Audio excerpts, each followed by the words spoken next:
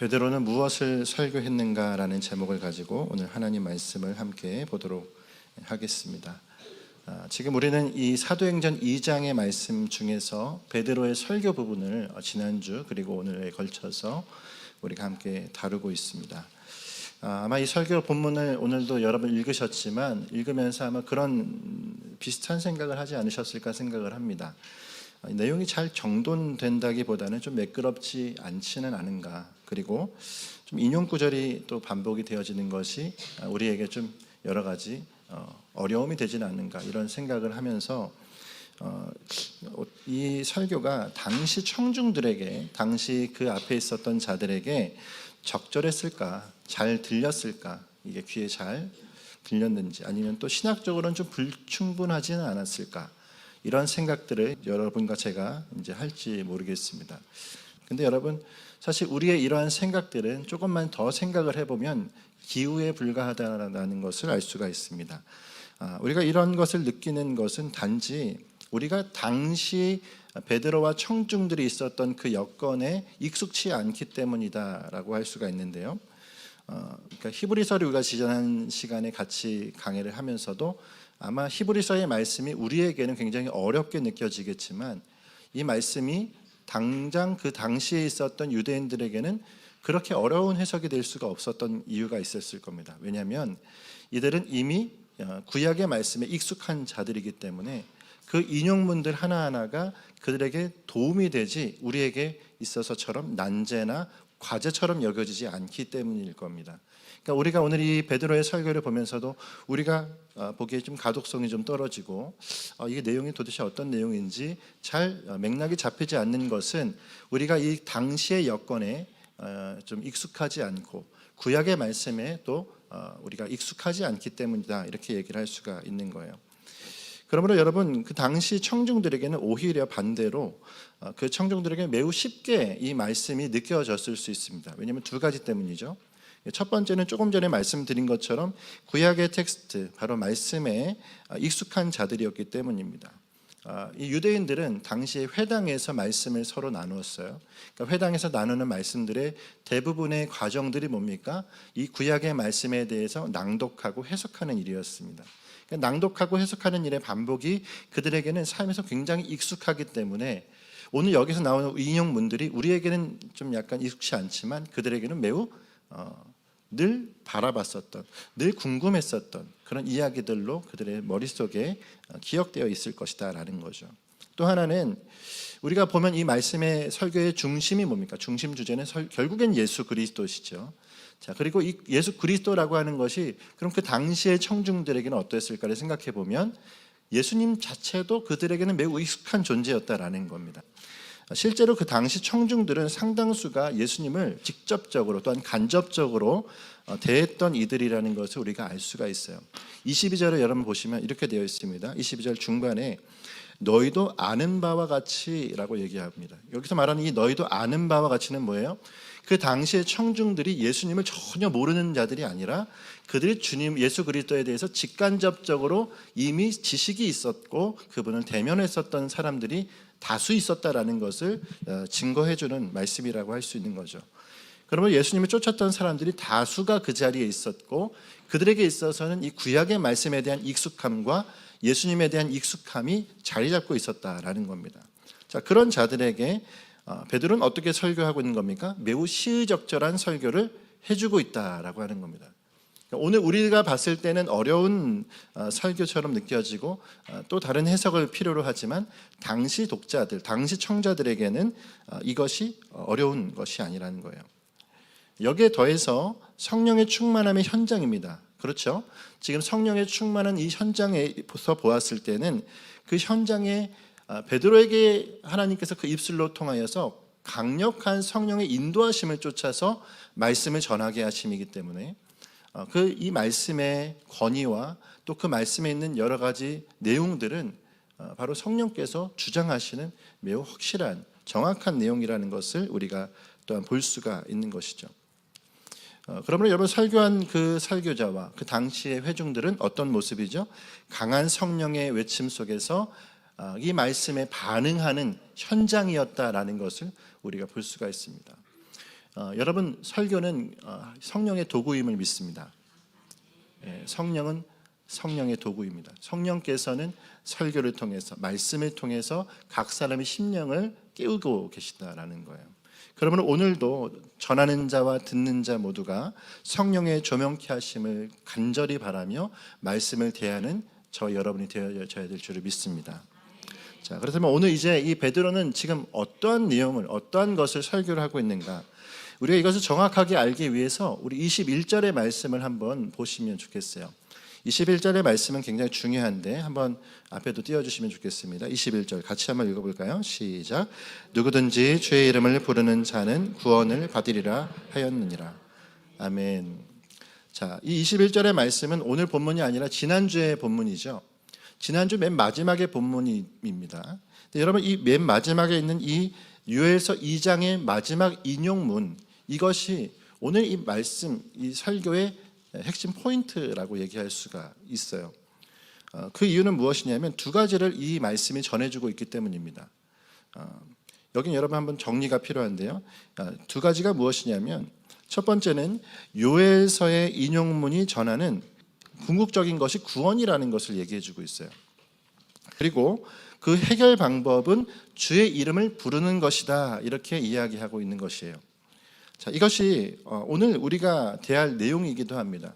오늘 이 베드로가 무엇을 설명하고자 하는 것이냐라고 했을 때 첫 번째는 요엘서가 말하는 바가 바로 구원으로 이끌려 결론이 되어지고 있다, 이 얘기를 하는 것이 첫 번째고, 두 번째는 그 구원의 방법이 무엇이냐고 했을 때 주의 이름을 부르는 것이다, 이거예요. 자, 그러면 우리가 이 두 가지를 한번 생각해 보면서 말씀을 더 정리를 해보면 좋겠어요. 자, 요엘서의 인용문의 목적이 구원이라는 것은 아마 지난주에 우리가 다뤘던 내용이라는 것을 여러분 알고 계실 겁니다. 요엘서의 인용 이유가 무엇이죠? 우리가 지난주 이렇게 얘기했습니다. 단지 예언이나 환상이나 이상에 대한 실현, 이것에 대한 성취가 요엘서의 인용의 전부가 아니다. 이것과 함께 우리가 보아야 할 것이 또 무엇이라고 얘기했었죠?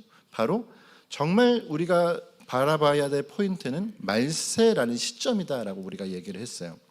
그러니까 이 인용의 주안점은 시점을 알리는 것이지 어떤 현상이 아니다, 이렇게 얘기를 할 필요가 있습니다. 현상도 물론 중요합니다. 왜냐하면 그 현상이 바로 징조의 성취라고 하는 것을 알려주고 있기 때문에 그래요. 요엘서 2장의 말씀에 이렇게 되어 있어요. 말세에 내 영을 모든 육체에게 부어주리니 자녀들은 예언할 것이고 젊은이들은 환상을 보고 늙은이들은 이상을 꿈을 꾸리라, 이런 말씀들을 가지고 있죠. 이 말씀을 우리가 설명할 때 이겁니다. 영을 부어주셨다, 그러니까 말세에 영을 부어주셨다라는 것을 베드로는 어떻게 설교했느냐면, 이것은 성령의 강림으로 지금 성취가 되고 있는 것이다, 이렇게 얘기하는 겁니다. 이해가 되시죠? 자, 근데 이게 초점이 아닙니다. 이해가 되십니까?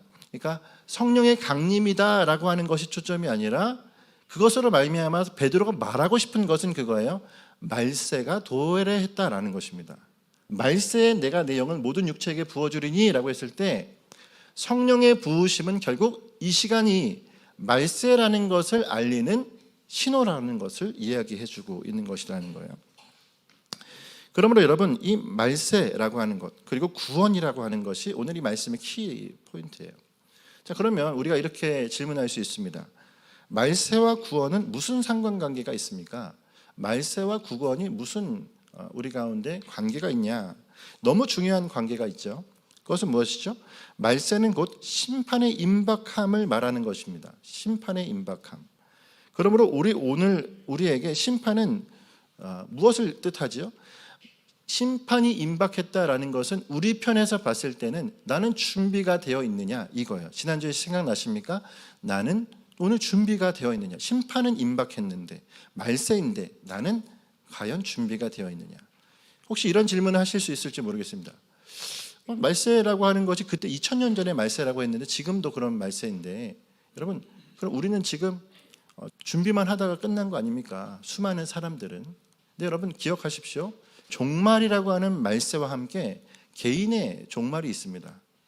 나 개인에게 찾아오는 이 인생의 끝에 찾아오는 종말, 말세, 여러분, 내 삶이 언제 마무리될지 모르는 이 사정 속에서 오늘 저와 여러분은 어떠한 생각을 가져야 되느냐, 준비되어 있느냐라고 하는 것을 기억해야 한다라는 것이죠.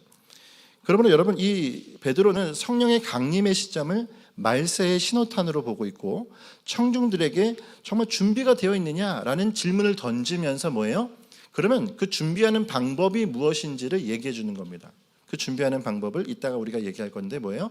주의 이름을 부르는 자는 구원을 얻으리라. 할렐루야. 예. 그러므로 여러분, 오늘 이 안에서 우리가 두 가지 또 혹시라도 오해하지 않아야 할 지점을 한번 질문해 보았으면 좋겠어요. 이 종말이라는 단어 그리고 말세라는 단어에 대한 교회 안에서 위화감들입니다.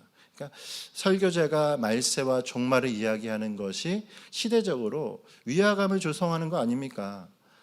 지금까지 오지 않았던 것이 뭐 지금 당장 우리의 마음 가운데 두려움을 주어서 무엇인가 교회가 다른 걸 바라는 것이 아닙니까 하는 여러 생각들이 있을 수 있는 거죠. 그리고 또한 2000년이나 지났는데 이런 거죠. 회의론자입니다. 안 오는 거 아닙니까? 원래부터 그런 의미가 아닌 거 아닙니까? 이런 생각을 할 수 있는 거예요. 여러분, 시한부 종말론이 94년인가요? 몇 년도에 92년인가요? 우리나라에서 한번 큰 이슈를 있고 나서부터는 이 종말이라는 단어, 재림이라는 단어를 쓰는 것이 교회가 굉장히 어려워하는 모습인 것을 볼 수 있습니다. 근데 여러분, 꼭 기억해야 될 건 무엇이냐면 성경은 말세를 말하고 있다는 것입니다. 성경이 말세를 어떻게 얘기하고 있냐면 말세의 시작은 신약부터입니다. 그러니까 교회의 시작은 곧 말세의 시작입니다. 그래서 오늘 제가 이 말씀을 전체적으로 어제 다시 한번 정리하면서 이 얘기를 설교문에 넣지 말까 생각을 하다가 오늘 사실은 뺐는데 이거예요. 성령의 강림을 교회의 창립과 함께 동일하게 보죠. 성령의 강림은 교회의 창립이죠. 근데 성령의 강림과 교회의 창립과 함께 꼭 기억해야 될 건 뭐예요? 말세라고 하는 거예요. 그러니까 성령의 강림은 말세의 시작이며 교회의 창립입니다. 그럼 말세의 시작과 교회의 창립을 같이 두신 이유는 무엇일까요? 말세를 위한 교회인 거예요. 이 말세에 준비가 되지 못한 자들을 향하여서 교회는 무엇을 해야 되죠? 그 자들로 준비되게 하기 위한 하나님의 공동체로 하나님의 조직으로 사용하기 위함이다라고 하는 것이다 라는 거죠.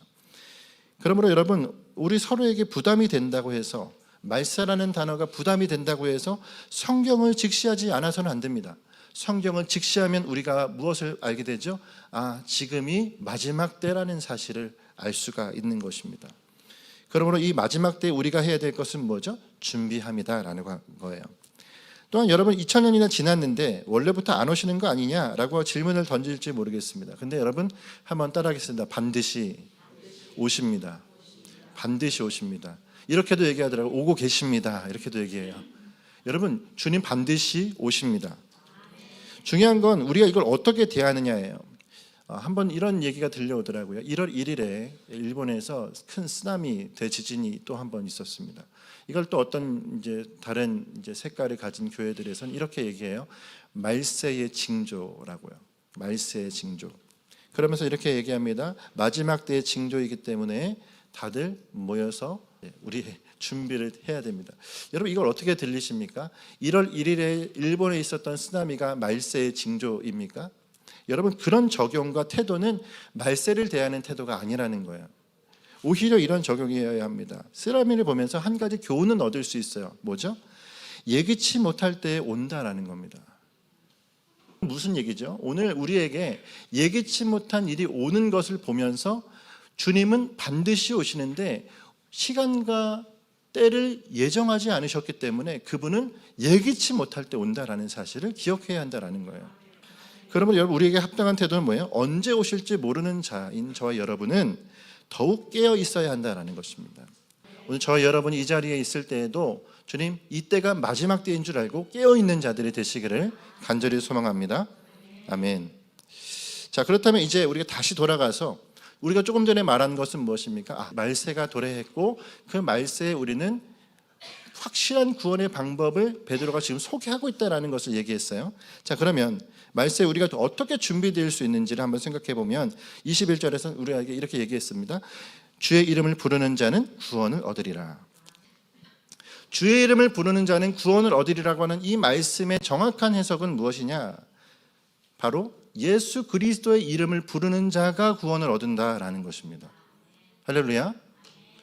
이것을 여러분 잘 증명해 주는 것이 있어요. 38절 말씀입니다. 38절 말씀 한번 읽어볼까요? 시작.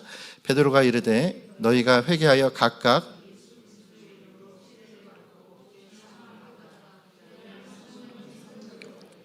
아멘. 주의 이름을 부르는 자는 구원을 받으리라 라고 하는 그의 답은 뭐죠? 이 설교의 핵심이죠. 예수 그리스도라고 하는 거예요. 그 구원을 주실 이름은 우리에게 주실 단 하나의 유일한 이름 예수 그리스도를 불러야 한다라고 이야기하고 있는 것입니다. 자, 그렇다면 예수 그리스도의 이름이면 정말 충분합니까? 여러분, 예수님의 이름이면 충분합니까? 여러분, 오늘 정말 그것을 전하고 있는 것이 베드로의 이 설교의 본문이에요. 오늘 본문의 말씀. 오늘 본문의 말씀을 이렇게 보시면 됩니다. 베드로는 예수님의 이름이면 정말 충분하다라고 하는 것을 전하는 메시지라는 겁니다. 주의 이름을 부르는 자는 구원을 받으리라고 하는 그 메시지는 예수 그리스도고, 그 예수 그리스도에 대한 이름의 충분함을 얘기해 주고 있는 거예요. 자, 22절부터 24절까지를 여러분 한번 읽어봤으면 좋겠습니다. 21절부터 24절입니다. 시작. 이스라엘 사람들아, 이 말을 들으라. 너희도 아는 바와 같이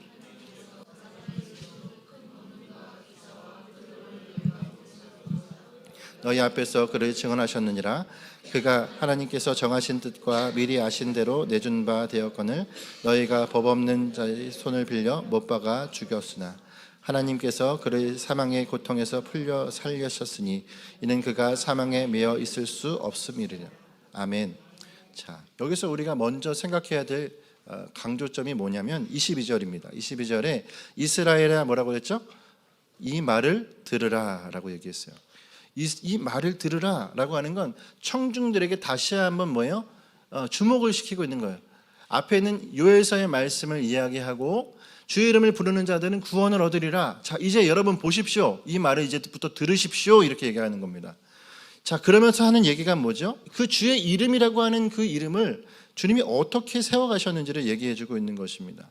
자, 베드로는 예수님을 왜 구원의 이름이라고 얘기하는지에 대해서 세 가지를 얘기하고 있어요. 22절의 말씀을 우리가 읽었는데 22절에 어떻게 되어 있죠? 나사렛 예수로 큰 권능과 기사와 표적을 베푸사 증언하셨다. 여러분, 이 말씀은 이겁니다. 예수님 스스로가 자신이 메시아이심을 공생의 기간 가운데 계속적으로 증거하셨다라고 하는 거예요. 예수님 스스로가 뭐예요? 나는 메시아라고 하는 것에 대해서 얘기하셨습니다. 여러분, 이런 거예요. 내가 메시아가 아닌데 다른 사람이 그를 메시아로 추앙하는 것이 아니라 그분 스스로가 뭐예요? 구원자라고 말씀하셨다라는 사실입니다. 이건 굉장히 중요한 의미예요. 그래서 수많은 그 성인들의 이름은 구원자가 될 수 없습니다. 자기를 구원자라고 얘기하지 않습니다. 예수 그리스도만 스스로 자신이 구원자라고 말씀하셨습니다. 그리고 또 23절의 말씀에 어떻게 얘기했죠? 23절을 같이 한번 다시 읽어볼까요? 시작. 그가 하나님께서 정하신 뜻과 미리 아신 대로 내준 바 되었거늘 너희가 법 없는 자들의 손을 빌려 못 박아 죽였으니. 여러분, 이 말씀은 이거죠. 바로 예수님의 고난과 십자가에 대한 이야기입니다. 다시 말하면 구속을 이루시기 위해 예수님은 어떤 일을 행하셨는가? 가장 중요한 대속, 구속의 사역을 하신 분이다라는 것을 이야기하고 있어요. 자, 23절은 그럼 뭘까요? 자, 바로 예수 그리스도 하나님께서 그를 사망의 고통에서 풀어 살리셨으니 이는 그가 사망에 매여 있을 수 없음이었더라. 바로 구원을 그가 주시기 위해서 십자가를 지시고 그리고 죽으셨는데 그 죽으심으로 끝난 것이 아니라 죽음을 뭐예요? 이기시고 부활의 첫 열매가 되셨음을 말씀하고 있는 것입니다. 22절부터 24절까지의 말씀이 뭐예요? 주의 이름을 부르는 자는 구원을 얻으리라 라고 하는 말에 바로 이 구원을 달성하신 한 이름을 그가 명확하게 그들에게 전해주고 있는 것이죠. 그러면 예수 그리스도는 구속사역에 대해서 정확하게 설명을 하고 있는 모습을 우리가 볼 수 있으며 그분의 이름은 구원의 이름이다 라고 하는 걸 얘기하는 거예요. 자, 그렇다면 이 핵심을 이미 말한 베드로가 왜 그럼 25절부터 36절까지 또 다른 설명을 하고 있는 것일까요? 자, 이 설명들은 무엇입니까? 이렇게 얘기할 수 있어요. 바로 이 말을 들으라고 하는 베드로의 이 절박함과 절실함에 대한 설교의 표현입니다. 이런 거죠. 제가 오늘 여러분에게 설교하고 있는 이때 여러분이 머릿속과 가슴으로 설교가 들리지 않는다면 제가 뭘 하겠습니까? 다시 반복하겠죠. 이해가 되십니까? 반복해서 그것이 알려지고 마음속에 새겨지고 또한 들려질 수 있도록 하려는 것이 앞에서 메시지를 전하는 자의 마음일 겁니다. 베드로는 예수 그리스도의 생애와 그의 구속사역과 부활의 첫 열매에 대한 메시지를 전하고 그들에게 계속 반복하고 있는 것이 무엇이냐면, 자, 잘 보십시오. 구약의 말씀들에서 예수님을 어떻게 얘기를 하고 있는지, 구약의 말씀들에서 예수님에 대해서 어떻게 예표하고 있었는지를 하나씩 다시 설명해 주고 있는 것입니다.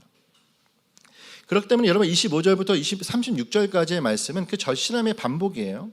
자, 25절은 우리에게 익숙한 말씀이죠. 25절을 같이 한번 읽어볼까요? 시작. 다윗이 그를 가리켜 이르되 내가 항상 내 앞에 나로 요동하지 않게 하기 위하여 그가 내 우편에 계시는도다. 아멘. 우리는 이 본문을 이제는 익숙합니다. 히브리서의 말씀에도 있었죠. 뭡니까? 다윗은 왜 그가 왕이었음에도 불구하고 또 누군가에 대해서 주라고 고백을 했을까라는 거예요. 그 주는 누구인가? 그 주는 바로 예수 그리스도라고 하는 것에 대해서 성경이 예표하고 있다라는 것을 얘기하는 것입니다. 우리 다 알고 있습니다. 자, 이 이야기입니다. 그래서 이걸 27절의 말씀에서 어떻게 얘기하고 있죠? 주의 거룩한 자라는 표현을 씁니다. 자, 이 주의 거룩한 자는 다윗이 아니라 누구예요? 그 주라고 하시는 분의 칭호예요. 그러니까 주의 거룩한 자는 썩음을 당하지 않게 하실 것이다 라는 증거가 있다는 겁니다. 이 얘기는 뭐죠? 구약의 말씀에서 이 주의 거룩한 자라고 하는 자에게 썩지 아니하는 죽음을 이기는 일이 있다라는 사실을 얘기하고 있습니다. 이 얘기를 하고 있는 거예요. 그러니까 구약의 말씀은 부활을 증거하고 있습니다. 하나님의 아들은 부활하시는 구주시다라는 것을 얘기하고 있다라는 거예요. 자, 뭘 하고 있다고요? 유대인들에게 구약의 말씀을 계속 반복해서 제시함으로 그들의 눈을 깨우치고 있습니다. 아, 구약의 말씀에 부활을 증거하고 있구나라는 것을 알려주고 있다라는 거죠. 자, 29절과 31절을 통해서도 마찬가지입니다. 29절과 31절의 말씀에도 한 번 더 구약에서 메시아의 부활을 어떻게 전하고 있는지를 또 전해주고 있어요. 반복이라는 거예요. 그러니까 부활에 대해서 그들이 계속 알 수 있도록, 아, 메시아는 반드시 부활하시고 있다. 왜요? 메시아가 뭘 하실 분인지에 대해서는 그들도 어느 정도의 감이 있습니다. 왜요? 유대인들은 메시아가 이 땅에 오실 때 그는 왕으로 오시지만 그가 우리를 위해서 이사야 말씀을 통해서 죽음을 당하실 것이다 라고 하는 것까지도 인지할 수 있어요. 근데 중요한 건 뭡니까? 부활하신 예수 그리스도, 이 부분에 대해서 더 확실한 증명들을 하고 있는 것을 말씀에서 볼 수 있다라는 것이죠. 결국 여러분, 베드로가 이 말씀을 통해서 하고 있는 것이 무엇이냐? 계속 이 외에도 더 많은 구약의 말씀으로 메시아가 바로 예수 그리스도라는 것을 확증해주고 있는 것을 볼 수가 있는 것입니다. 40절 말씀을 한번 여러분 보시겠습니까? 40절 앞에 뭐라고 되어 있죠? 시작. 또 여러 말로 확증하여 권하여 이르되, 이렇게 되어 있죠. 또 여러 말로 확증하여 권하여 이르되, 다시 말해 계속적으로 그들에게 이 설교문은 이 사도행전 2장의 말씀에 나와 있는 이 이것이 설교 원고는 아니에요. 이해가 되십니까? 누가가 그의 설교에 대해서, 그 기록에 대해서 바로 이것들을 잘 정리해 주었어요. 그리고 그 안에 가장 요점이 되어지는 이야기를 먼저 얘기해 주었습니다. 그리고 나서 마지막에 뭐라고요? 40절의 말씀에 또 여러 말로 그들에게 확증하고 권했다.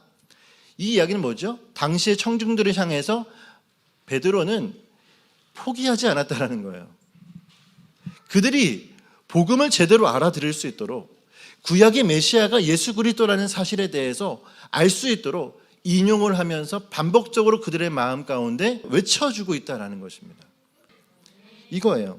정리하면 베드로는 정확한 사실, 예수님이 어떤 일을 행하셨는지 그건 그들도 알죠. 맞죠? 청중들은 너무 잘 압니다. 예수님을 십자가에 못 박은 자들이 그들이잖아요. 그 안에 있잖아요. 그러니까 그들이 너무 잘 아는 그 일이 어떤 일인지, 그리고 그분이 부활하셨다는 것이 무엇인지를, 정확하게 알고 사실을 직시하도록 함과 함께 또한 분명한 증거들을 통하여서 이것이 바로 구약의 말씀의 성취라고 하는 것을 이야기해주고 있는 것입니다. 바로 스스로, 베드로 스스로도 어떻게 얘기하는 거죠? 예수님의 이름이면 충분하다라고 하는 것을 전해주고 있는 거예요. 그러므로 여러분, 베드로는 절실한 설교를 하고 있습니다. 이거 그냥 무미건조하게 앞에서 여러분 들으십시오, 아주 매끄러운 단어로 얘기했겠습니까? 아니요. 여러분, 우리가 죽였던 그 예수가 부활의 생명입니다 얘기하고 있는 거예요. 이해가 되시죠? 그분이 어떤 분이신지를 정확하게 요엘서의 말씀에 나오는 그때가 도래했습니다. 그때가 도래했어요. 말세예요. 지금 이 말세 우리는 어떻게 해야 됩니까? 구원에 이르는 이 이름을 붙잡아야 됩니다 얘기하는 거예요. 주의 이름을 부르는 자는 구원을 얻는데 그 이름이 무엇입니까? 바로 예수 그리스도입니다. 이걸 얘기하고 있는 거예요. 이해가 되십니까? 이게 막 우리에게도 와닿아야 되는 거죠. 예수 그리스도 그 이름을 부르는 자는 구원을 얻습니다. 그 외침 속에서 그 청중들이 뭐예요? 이제 반응을 하기 시작한 겁니다. 어떤 반응을 합니까? 37절의 말씀이죠. 37절의 말씀 한번 읽어보겠습니다. 37절 시작.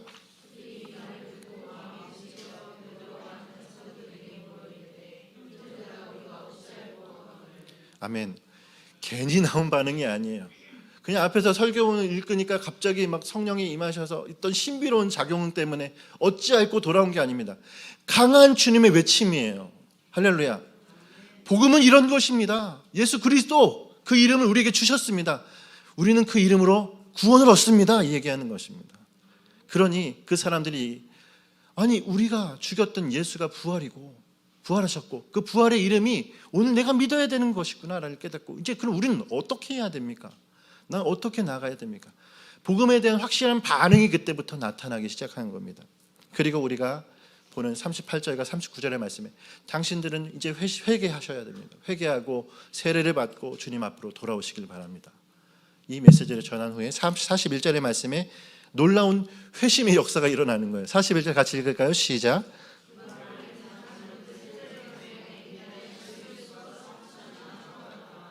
아멘. 할렐루야. 여러분, 이 베드로의 설교의 이 뜨거움을 여러분 느끼시고 또 그 안에 놀라운 성령의 회심의 사건을 보시길 바랍니다. 이 모든 일을 누가 하셨습니까? 베드로가 뜨거워서 했습니까? 베드로에게 깨닫게 하시고 그 스스로가 예수면 나는 이미 충분합니다. 그러니까 여러분 이제 나중에 보면 3장의 말씀에 그가 얼마나 예수 그리스도면 충분한 자인지를 그게 뭐예요?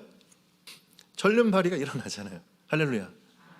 이 놀라운 일을 하나님께서 행하시는 것을 보게 되는 거예요. 성령의 충만함 가운데 그가 놀라운 역사를 함께 행하고 있는 것입니다. 여러분 이걸 오늘 우리에게도 한번 적용해 보겠습니다. 오늘 베드로의 설교가 우리에게는 어떻게 다가옵니까? 오늘 이 설교를 여러분 우리가 성경 봉독하면서 어떻게 읽으셨습니까? 그 뜨거움으로 읽으셨습니까? 참 우리가 그렇죠. 말씀이 이게 내 안에 뜨거움으로 다가오기 위해서 성령께서 내 안에 일하지 않으시면 안 돼요. 설교는 뭐라고요? 성령의 도구입니다. 우리의 마음을 성경의 말씀에 온전히 깨닫게 하시는 은혜고 나아가도록 하는 거예요. 그러니까 전하는 자도 그 마음을 주님께 구해야 되고 듣는 자도 그 마음으로 함께 나아가야 되는 것이다 라는 거죠. 자, 중요한 건 오늘 이 당연한 말씀, 알고 있었던 말씀의 감흥이 여러분에게 혹시라도 떨어질지 모르겠어요. 근데 여러분 말씀은 우리에게 정반대를 요구하신다라는 거예요. 정반대를 요구해요. 우리에게는 무엇이 필요하겠습니까? 베드로의 소명이 필요합니다. 베드로의 소명은 무엇입니까? 우리에게 필요한 그 이름 예수 그리스도라는 사실을 그들에게 전하는 것이 그에게 소명이죠. 그걸 오늘 저와 여러분의 소명이 되시길 바랍니다. 그러면 여러분 교회의 소명은 뭐냐면 교회의 소명은 이 교회는 왜 세우신 것이냐는 것을 아는 거예요. 여러분 우리가 좀 전에도 얘기했죠. 교회는 왜 세우셨습니까? 마지막 때에 생명을 위해 세워진 공동체가 교회입니다. 믿으십니까? 이 마지막 때에 생명을 위하여 생명이 없는 자들에게 가서 들으십시오. 주님 앞으로 돌아오십시오. 생명의 주 그 이름을 부르는 자는 구원 얻을 수 있습니다. 그것을 외치도록 주님께서 이 땅에 두신 귀한 주님의 유기체, 주님의 몸된 교회가 바로 그 역할을 감당해야 한다는 사실이에요. 그러므로 말세에 진리를 모르고 배회하는 수많은 자들이 있습니다. 혹시 이 안에도 몸은 여기 와 있지만 마음은 배회하고 있어서 어디로 갈지 모르는 다른 이름을 찾고 있고 다른 어떠한 것으로 마음에 두고 있는 사람이 있을지 모르겠습니다. 여러분, 예수 그리스도면 충분합니다. 그분의 이름이면 다 돼요. 그러므로 여러분, 생명을 돌아오도록 하기 위해서 여러분이 주님의 말씀으로 기치를 든 교회가 되시기를 간절히 소망합니다. 여러분, 스가랴 8장 23절의 말씀 한번 읽어볼까요? 앞에 띄워주시겠습니다. 한번 읽겠습니다. 시작. 만군의 여호와가 이와 같이 말하노라.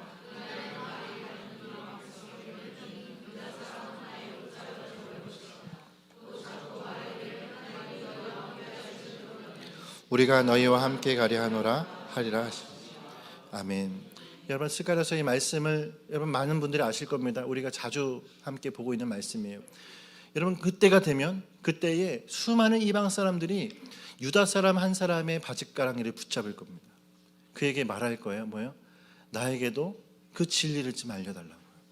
교회가 준비되어 있어야 됩니다.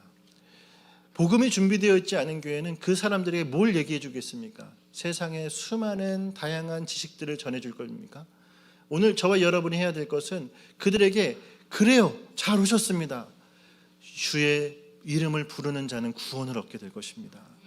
예수 그리스도의 그 이름이면 여러분에게도 충분합니다. 돌아오시면 주님께서 여러분을 붙잡아 주실 것입니다. 말씀할 수 있는 자들이 되어야 한다는 거예요. 복음을 외치는 자, 기치를 든 유다 사람 한 사람이 오늘 저와 여러분이 되실 줄을 믿습니다. 이제 말씀을 마치겠습니다. 여러분, 설교를 준비하면서 전화 한 통을 받았어요. 전화 한 통을 받으면서 그 한 성도님이 저한테 말씀을 하시는 건 그런 거예요. 심경의 어려움, 또 이제 너무 힘들어서 목사님, 내일은 저에게 주어진 일들을 제가 감당하지 못할 것 같습니다. 이렇게 연락을 주셨어요. 그 얘기 전화를 받으면 알겠습니다. 제가 또 뒤에서 기도하겠습니다. 그렇게 기도하고 기도하는 마음으로 전화를 끊었어요. 그러면서 이제 그 전화를 받고 나서 마음이 한편으로는 이런 생각이 드는 거예요. 설교를 준비하면 이 본문을 이제 준비하는 와중에 받은 그 전화, 정말 힘든 그 성도의 심경을 토로하는 마음을 보면서 잠깐만, 이 설교가 성도가 굉장히 힘든데 너무 내용이 어려운 거 아닌가? 이런 생각들 설교자에게는 해요. 저 사람은 지금 세상의 고민과 힘든가 여러 가지 애씀 때문에 어려움이 있는데 오늘 이 메시지가 그에게 힘이 될 수 있을까? 그 성도의 어려움을 바꿔줄 수 있을까? 근데 여러분, 제가 그 생각하고 정말 0.5초 만에 어떤 생각을 했는지 아십니까? 당연하지. 결론을 그냥 내려보자. 아니지, 이게 해답이잖아. 오늘 저와 여러분이 보고 있는 이 말씀이 우리에게 해답입니다. 어려우십니까? 힘드십니까? 전화를 해서 정말 내가 앞으로 내가 주체할 수 없는 이 슬픔과 어려움 속에서 막 사무쳐 계십니까? 여러분, 예수님의 이름을 부르십시오. 예수님의 이름을 부르십시오. 그 이름이 충분합니다. 그거예요, 오늘. 그러니까 주님이면 단지, 여러분, 구원은 당연하죠. 아니, 내 삶의 모든 것을 주님께서 바꾸시는 주님이시다라는 사실을 여러분 기억하시길 바라요. 오늘 그 결론이 내려진 자가 되시길 간절히 소망합니다. 오늘 우리 일산하나교회의 모든 성도님들 주님께 전하시길 바랍니다. 주 이름을 부르세요. 주님, 저 고통스럽습니다. 근데 주님, 저를 알고 있어요. 예수님은 충분하다라는 사실. 이 신앙 고백을 올려드릴 수 있는 사람, 오늘 그게 저와 여러분이면 여러분, 그 사람이 베드로의 심경을 가진 자예요. 그 답을 아는 자가 누군가에게 얘기할 수 있으면 당신도 그 이름이면 충분합니다. 나도 어려워요. 나도 힘들어요. 근데 예수님 이름 붙잡아서 나는 지금 살아갑니다. 지금 사는 것뿐만 아니라 영원히 나는 살아갈 수 있습니다. 여러분, 그 고백을 할 수 있는, 그 선포를 할 수 있는, 그 소명으로 메시지를 전파할 수 있는 오늘 저와 여러분이 되셔서 오늘 베드로는 무엇을 설교했는가? 그럼 나는 무엇을 전할 것인가? 하나님 앞에 우리의 삶을 적용하는 오늘 복된 저와 여러분이 되시기를 간절히 소망합니다.